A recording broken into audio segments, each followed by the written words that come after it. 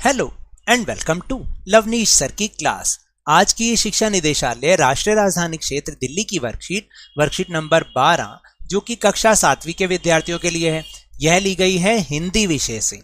और आज इसमें हम फिर से एक बार पाठ दादी माँ को जारी रखेंगे, यानी कि उसके अगले भाग को जानेंगे और समझेंगे। तो चलिए बिना समय गवाए शुरुआत करते हैं मेरे साथ और समझने की कोशिश करते हैं। प्यारे बच्चों, आज हम दादी माँ के बारे में कुछ और जानते हैं। स्नेह और ममता की मूर्ति दादी माँ की एक एक बात आज कैसी कैसी मालूम होती है। परिस्थितियों का वात्या चक्र जीवन को सूखे पत्ते सा कैसा नचाता है, इसे दादी माँ खूब जानती थी। दादा की मृत्यु के बाद से ही वे बहुत उदास रहती। संसार उन्हें धोखे की टट्टी मालूम होता।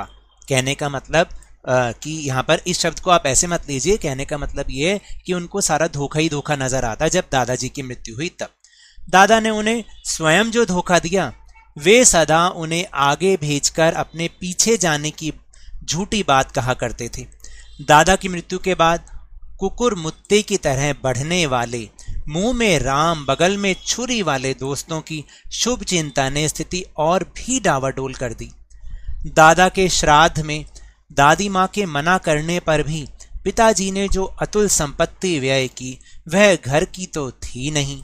तो देखा आपने कि आज दादी माँ के बारे में क्या और हमें जानने को मिला कि दादी माँ बहुत ही स्नेह और ममता की मूर्ति थी और उनकी एक एक बात आज भी मुझे याद है। लेखक ऐसा कहते हैं और फिर वो बताते हैं कि परिस्थितियां बदलते हुए देर नहीं लगती हैं, क्योंकि जब उनके दादा की मृत्यु हुई तो उसके बाद से ही दादी माँ बहुत उदास रहने लग गई। उन्हें सारा संसार धोखा लगने लग गया, है ना। और दादा की मृत्यु के बाद क्या हुआ कि जो कुकुर मुत्ते यानी जैसे मशरूम बढ़ता है ना, उसको बोलते हैं, और जो मुंह में राम बगल में छुरी वाले दोस्त, यानी मुंह पर तो मीठा मीठा और पीछे से हमारा बुरा करने वाले, वो लोग भी आने लग गए और हमें झूठा ढांढस बनाने लग गए।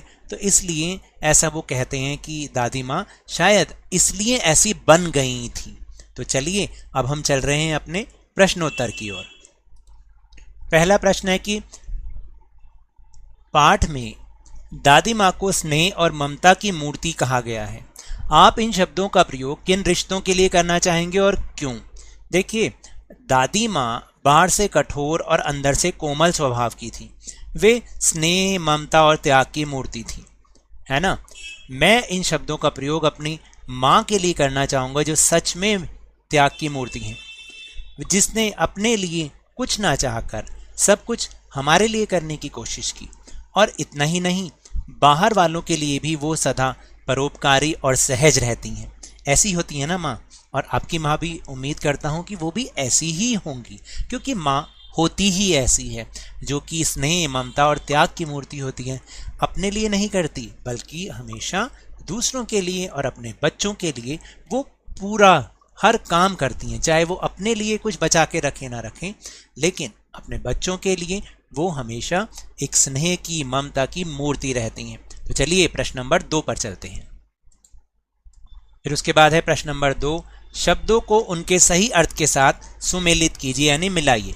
कुकुर मुत्ता जैसे मैंने अभी आपको समझाया था, अंग्रेजी शब्द में मशरूम का पर्याय, ठीक है, और अंग्रेजी शब्द जो मशरूम है उसका पर्यायवाची है कुकुर मुत्ता।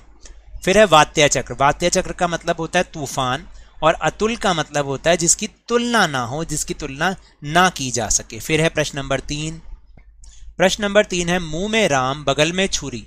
मुहावरे का अर्थ वाक्य में प्रयोग कर उसका अर्थ लिखिए। देखिए, मुंह में बगल राम में छुरी मुहावरे का अर्थ होता है कि बाहर से तो मित्र जैसा व्यापार करना, मतलब अच्छा अच्छा व्यवहार करना, और पीछे पीछे मतलब उसके पीछे से नुकसान पहुंचाना। तो इसका वाक्य देखिए मैंने बनाया, किसी का नाम सुरभि और प्रतिभा हो तो इसको वो ऐसे ना लें, क्योंकि ये सिर्फ एक उदाहरण है। सुरभि और प्रतिभा दोनों आपस में अच्छी सहेलियां बनती हैं, परंतु मौका पाते ही एक दूसरे की बुराई करना शुरू कर देती हैं। यह तो वही बात हुई कि मुंह में राम बगल में छुरी। इस तरह से आप इसको बना सकते हैं, या कोई और वाक्य भी आप बना सकते हैं। फिर है दादी माँ के लिए संसार अब धोखे से भरा क्यों लगने लग गया उनको। देखिए, दादा की मृत्यु के पश्चात घर की आर्थिक स्थिति खराब होने लग गई थी, यानी रुपए पैसे थे नहीं। उनकी मृत्यु के पश्चात जो क्या था धन का सही उपयोग नहीं किया जाता था। उनके यहाँ पर ये नहीं लिखना है धन का उपयोग सही उपयोग, ये लिखना है उनकी मृत्यु के पश्चात धन का सही उपयोग नहीं किया जाता था। जिन लोगों ने ऋण लिया था वो वापस नहीं देते थे, इसलिए दादी माँ के लिए संसार अब धोखे से भरा उनको लगने लगा।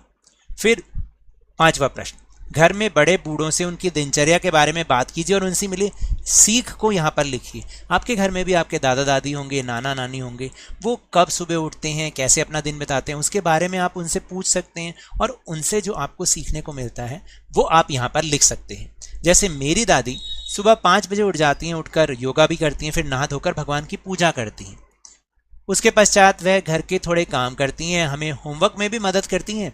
उनसे मुझे यह सीख मिलती है कि हमें आलस्य को त्याग कर समय से सभी कार्यों को पूरा करना चाहिए, यानी हमें कभी आलस नहीं करना चाहिए। तो ये तो थी आज की वर्कशीट। अगर मेरे इस तरह समझाने से अब आपको समझ में आने लगा है तो इस चैनल और वीडियो को खूब लाइक दीजिए। जब भी आप व्यू करते हैं तो साथ में लाइक का बटन भी दबाएं, शेयर कीजिए, सब्सक्राइब कीजिए और जल्दी से जल्दी अपने ही चैनल लवनीश सर की क्लास के सब्सक्राइबर्स को 50K यानी 50,000 तक पहुंचा दीजिए। और हमने टेलीग्राम पर जो ऐप लवनीश सर की क्लास खोला है उसका भी लिंक आपको डिस्क्रिप्शन बॉक्स में मिल जाएगा। आप वहां पर उस लिंक को ज्वाइन करके ग्रुप को ज्वाइन करें, वहां पर इस वीडियो और दूसरी वीडियो के लिंक भी आपको आसानी से मिल जाएंगे। लेकिन याद रखिएगा, घर से बाहर निकलते समय मास्क अवश्य लगाएं और अपने हाथों को नियमित रूप से साबुन और पानी से धोते रहिए। जब भी आपकी बारी आए कोरोना का टीकाकरण जरूर करवाएं, क्योंकि कोरोना को हराना है और जिंदगी को एक बार फिर से सुहाना बनाना है और अब स्कूल भी जाना है। इसी उम्मीद के साथ बहुत बहुत धन्यवाद।